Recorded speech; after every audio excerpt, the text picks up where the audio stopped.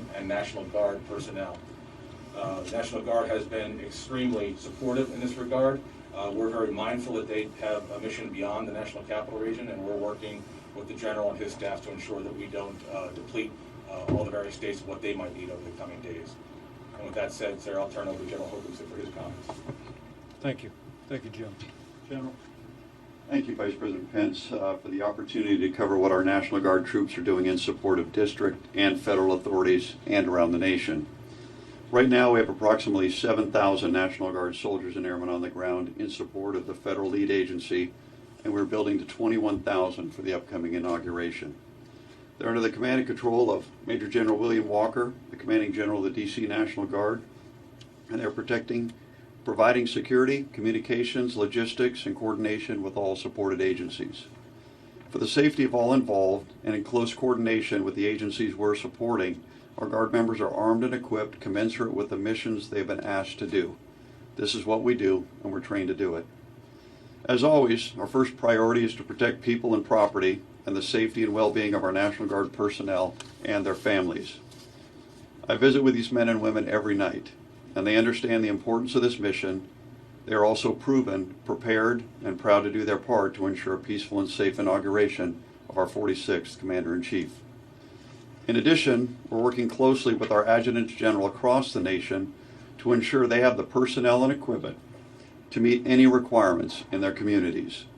This includes the response to COVID-19, support to Operation Warp Speed, and any new requests for assistance.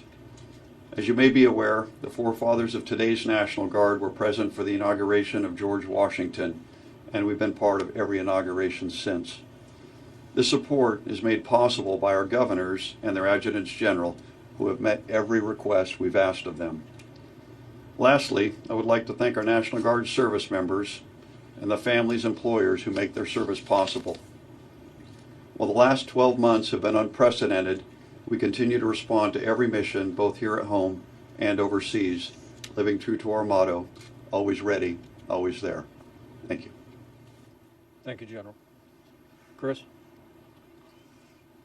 Mr. Vice President, just as we're doing with our investigation into last week's violent activities at the Capitol, we're bringing our aggressive operational capabilities and deep investigative and intelligence expertise to next week's inauguration. So, as Director Murray said, while the Secret Service takes the lead in inaugural security, the FBI is the lead federal agency for crisis response, for counterterrorism investigations, and intelligence analysis.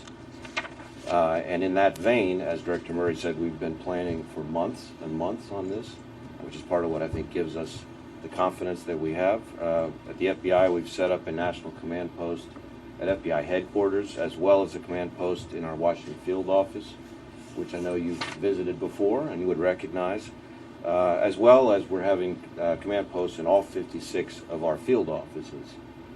Those command posts bring together personnel, not just from the FBI, but from across the government, to gather intelligence, to assess potential threats, to coordinate investigations, and to surge resources where needed. And they make it possible to share information in real time and allow our personnel to continually update those threat assessments. And those command posts are going to be running 24/7 through the inauguration and in some cases in the days to follow.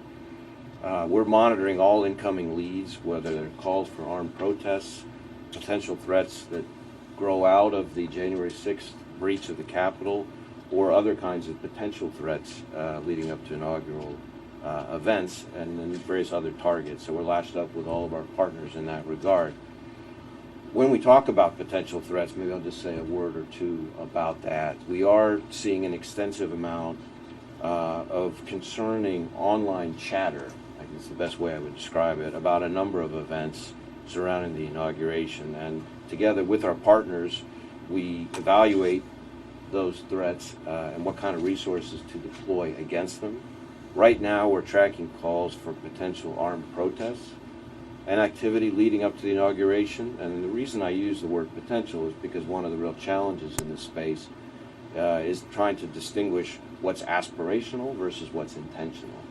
We're concerned about the potential for violence at multiple protests and rallies planned here in D.C. and at state capitol buildings around the country in the days to come that could bring armed individuals within close proximity to government buildings and officials. As you can imagine, the volume of information up there is significant, but we've been pushing that information as rapidly as possible to all of our relevant law enforcement and intelligence partners. And if we find that an individual poses a violent threat, then we and our partners will take advantage of every lawful authority and method we've got to disrupt any attempt or attack. Our posture is aggressive, and it's going to stay that way through the inauguration. So in that vein, we and our partners have already arrested more than 100 individuals for their criminal activities in last week's siege of the Capitol, and continue to pursue countless other related investigations. And those help not only prevent those individuals from any effort to repeat that kind of activity, but also should serve as a very stern warning to anybody else who might be inclined to try to engage in that activity. But we're also taking other steps. You know, the American people may not hear about every disruption in the media and may not see the FBI's hand in everything we do, but they should be confident that there's an awful lot of work all across the country going on behind the scenes, out of the spotlight, where we're feeding relevant information to all of our partners so that they can harden targets as appropriate. And as I said, we're looking at individuals who may have an eye towards repeating that same kind of violence that we saw last week. I mean, from January 6th alone, we've already identified over 200 suspects. So we know who you are if you're out there, and FBI agents are coming to find you. My advice to people who might be inclined to follow in the footsteps of those who engaged in the kind of activity that we saw last week is stay home. Look at what's happening now to the people who were involved in the Capitol siege, wherever they scattered to, whether it was Memphis, Phoenix, Dallas, Honolulu. What they were finding is we've got FBI agents tracking them down and arresting them. And if I were those people, you don't want to be the ones that have FBI agents knocking on your door at 6 a.m. So anybody who plots or attempts violence in the coming week should count on a visit. So together with our partners here in the district and across the country, we're going to be doing everything we can to ensure a smooth transition of power in the days to come. This is a team effort, and I'm really proud of the team that you have assembled here. Well, thank you, Director Wray. Thank you for the FBI's aggressive posture on bringing to justice those who desecrated the seat of our democracy last week, and leaning into investigations about any potential threats surrounding our inauguration. I'm truly grateful to the men and women of the FBI. General Hokanson, let me also convey to you a gratitude, I know, of our entire administration and the American people for the citizen soldiers who are here in our nation's capital today, and their families. I hope you'll convey to them just how proud and grateful the American people are for the work they have done, and that the work they'll do in the historic days ahead. And to Director Murray, thank you very much. I know the U.S. Secret Service is in the lead, but you sharing that literally dozens and dozens of coordinated multi-agency events have taken place successfully, safely here in our nation's capital gives great encouragement to us and to any American that would be looking on today. And to the Acting Secretary, thank you for FEMA's role in all of this important work. And I look forward to a further discussion. But I want to say to each and every one of you, on behalf of the President and on behalf of the nation, to remain vigilant. The American people deserve a safe inauguration on January 20th, and I encourage you to convey to all of the members of your teams to continue to lean forward to ensure that we achieve just that.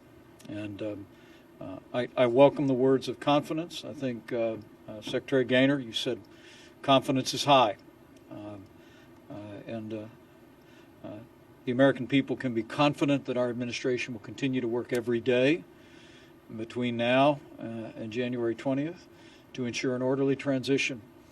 And we'll continue to work with all of the agencies represented here and the tens of thousands of men and women that are working around the clock to ensure a safe inauguration for our President-elect, for our Vice President-elect, and for all of the American people.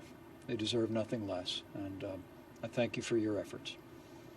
Thank you all.